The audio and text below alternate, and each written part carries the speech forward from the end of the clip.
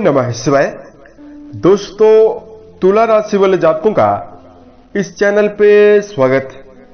इस वीडियो में हम आपको बताने जा रहे हैं तुला राशि वाले जातकों के लिए साल 2023 में 15 मार्च से लेकर 31 मार्च तक का समय किस प्रकार जाने वाला है।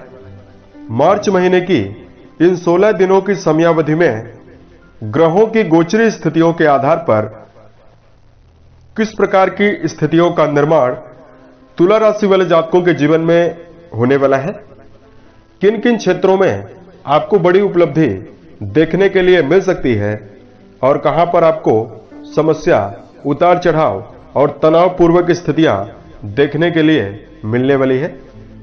इस वीडियो में हम आपको जानकारी देने वाले हैं। तो यह राशिफल तुला राशि वाले जातकों के लिए ही बनाया गया है और आपकी चंद्र राशि के ऊपर आधारित है, तो आप इसे इसी आधार पर देखें। यदि आपके पास चंद्र राशि ना हो तो आप इसे अपनी नाम राशि के अनुसार भी सुन सकते हैं। इस राशिफल के दौरान तुला राशि वाले जातकों के जीवन से जुड़े हुए हर पहलू के बारे में हम आपको सटीक जानकारी देने वाले हैं, जैसे तुला राशि का कैरियर और व्यापारिक जीवन, आर्थिक जीवन, पारिवारिक जीवन, प्रेम संबंध, स्वास्थ्य, एजुकेशन लाइफ और तुला राशि के जातकों के लिए कुछ खास और धार्मिक उपाय।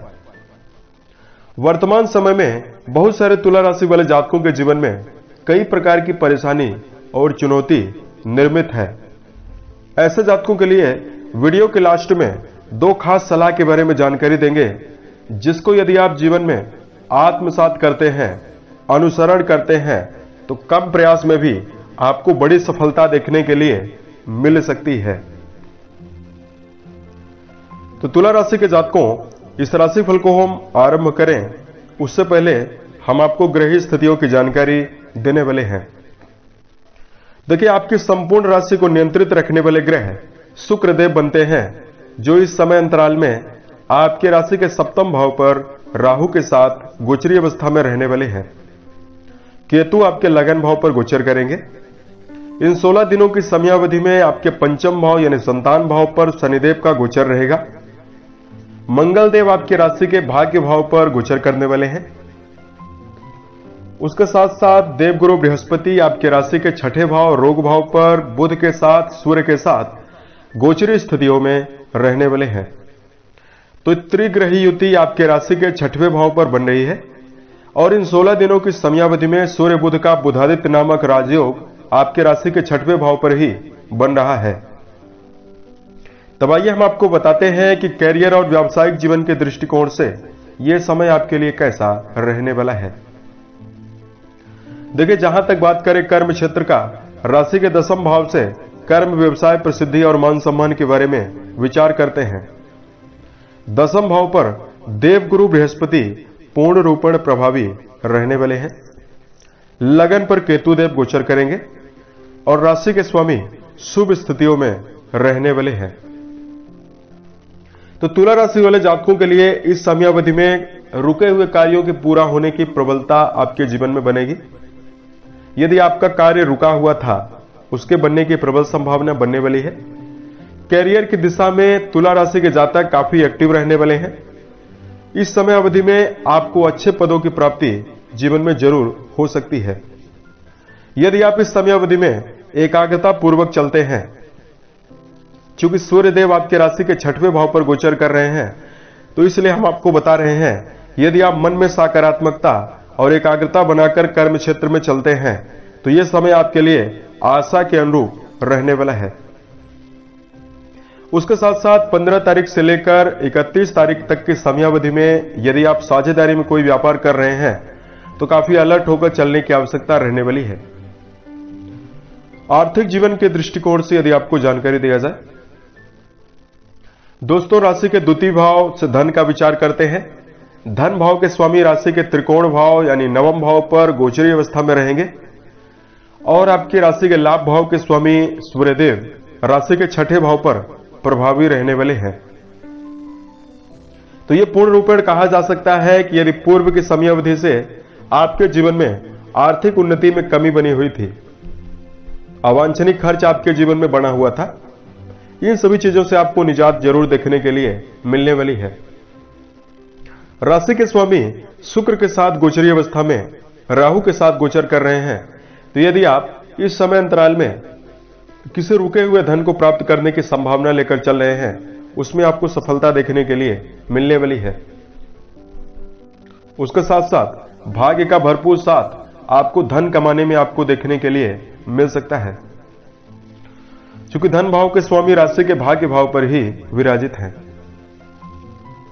हालांकि तुला राशि वाले जातकों के जीवन में अवांछनीय खर्च जरूर बना हुआ रहने वाला है। पारिवारिक जीवन के मामले में यदि आपको जानकारी दिया जाए, दोस्तों राशि के चतुर्थ भाव और राशि के दूसरे भाव से पारिवारिक स्थितियों का विचार किया जाता है। पारिवारिक जीवन के मामले में यह समय आपके लिए मिला जुला रहने वाला है। कहीं न कहीं तुला राशि के जातक परिवार को लेकर व्यर्थ के दबाव में अपने आप को महसूस करेंगे।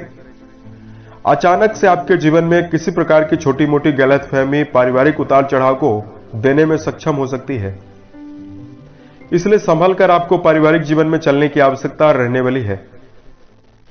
केतु देव आपकी राशि के लगन भाव पर मौजूद हैं और केतु को एक विच्छेदात्मक और अग्नि तत्व प्रधान ग्रह माना जाता है, तो किसी छोटी मोटी बात को लेकर व्यर्थ की गलतफहमी यदि आप निर्मित करते हैं तो पारिवारिक जीवन में आपको समस्या जरूर निर्मित हो सकती है।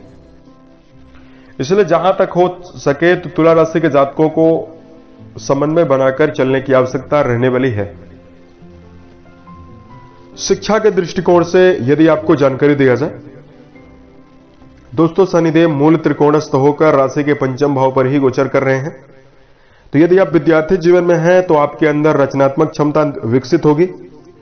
इस समयावधि में आप अच्छी समझ के साथ, आप विवेक के साथ शिक्षा स्तर पर बेहतर प्रदर्शन करने में सफल रहने वाले हैं। उसके साथ साथ यदि पूर्व की समयावधि से यदि आपको परीक्षा प्रतियोगिता की तैयारी में किसी प्रकार की सकारात्मकता कमी बन रही थी, इन सभी चीजों से आपको निजात मिलने वाली है।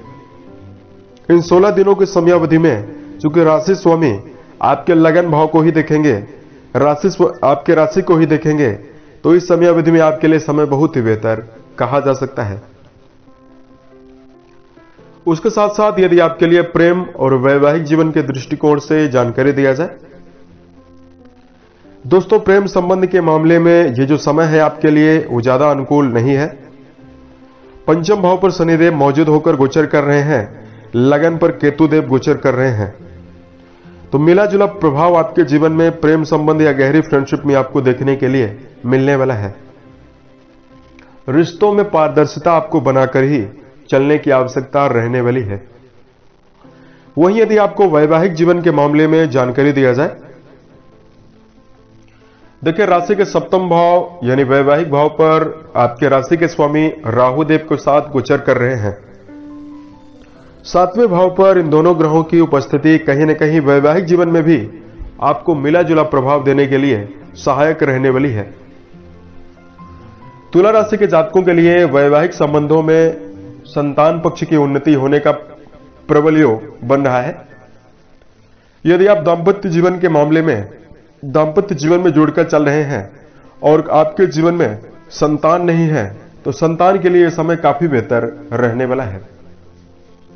किसी छोटी मोटी बात को लेकर व्यर्थ का कलह या व्यर्थ की नोकझोंक निर्मित करने से आपको बचना होगा, तो वैवाहिक जीवन आपके लिए काफी बेहतर रहेगा।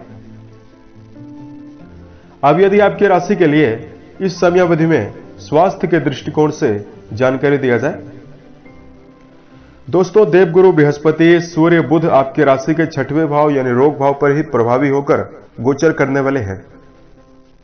किसी प्रकार की गंभीर समस्या आपको सेहत के मामले में दिखाई नहीं देने वाली है।